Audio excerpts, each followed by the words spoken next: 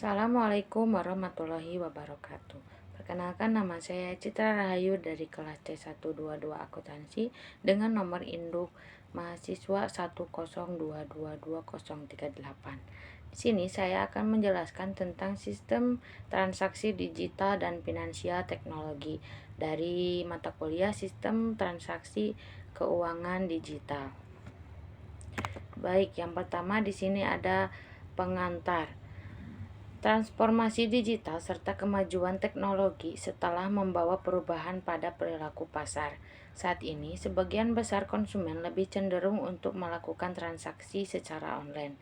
Transformasi digital berlangsung di industri jasa keuangan dengan sejumlah investor non-bank dan yang menawarkan produk dan layanan teknologi keuangan yang dihadapi pelanggan dan lembaga keuangan. Transformasi digital mencakup ekonomi pasar berkembang di banyak tempat menawarkan alternatif digital yang layak bagi bank tradisional. Finansial teknologi merupakan teknologi inovatif yang bertujuan untuk mengoperasikan layanan keuangan tradisional menggunakan program komputer dan teknologi informasi. Inovasi fintech adalah perusahaan induk untuk ekosistem perusahaan yang didedikasikan untuk memberikan manfaat penuh dari teknologi keuangan yang berkembang, seperti perbankan terbuka, penyelesaian pembayaran global, dan manajemen keuangan pribadi. Lalu selanjutnya di sini ada pentingnya transformasi digital sektor keuangan. Yang pertama, standarisasi tinggi.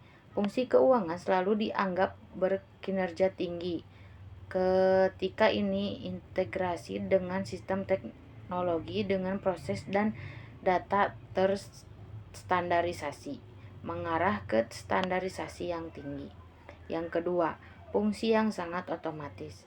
Penerapan alat teknologi baru mengarah pada otomatisasi, proses yang lebih tinggi untuk layanan seperti pengiriman uang, pesanan penggandaan, pembuatan faktur, dan verifikasi. Yang ketiga, kinerja lebih cepat. Dengan mengadopsi big data dan alat pembelajaran sistem lainnya di bidang keuangan, lebih mudah untuk memprediksi dan memperkirakan anggaran yang kemungkinan tim untuk menyelesaikan siklus akhir bulan sebelum waktu. Yang keempat, fungsi yang didorong oleh wawasan digitalisasi telah memodifikasi model keuangan sedemikian rupa sehingga sumber daya lebih berkonsentrasi pada memperoleh wawasan daripada hanya berfokus pada transaksi. Yang kelima, peningkatan pengalaman pelanggan dan karyawan. Tingkat informasi yang sama tersedia dengan pelanggan dan karyawan dan dengan demikian lebih sedikit kekacauan dalam transaksi. Yang keenam, pengiriman layanan yang lebih baik. Sistem warisan yang terintegritas dengan teknologi baru telah mengubah model operasi keuangan. Proses terstruktur telah meningkatkan penyediaan layanan. Selanjutnya di sini ada inovasi fintech. Yang pertama, mendorong partisipasi jaringan. Yang kedua, dengarkan percakapan digital lebih baik. Yang ketiga, perhatikan dan pahami semua ide serta kolerasinya. Yang keempat, mensintesis konsep serta dukungan proposal. Yang kelima, memantau dan melaporkan status serta hasil. Yang keenam, memberikan reward pada investor. Lalu selanjutnya di sini ada apa itu fintech? Fintech adalah sebuah atau salah satu sektor industri dalam perekonomian, terdiri dari para perusahaan yang menggunakan teknologi untuk memberikan layanan keuangan yang secara lebih efisien. Bidang usaha fintech merupakan layanan keuangan berbasis digital startup pembayaran, pinjaman, peer-to-peer lending, perencanaan keuangan, investasi retail, pembiayaan, remitansi, dan riset keuangan. Lalu selanjutnya di sini ada jenis-jenis fintech.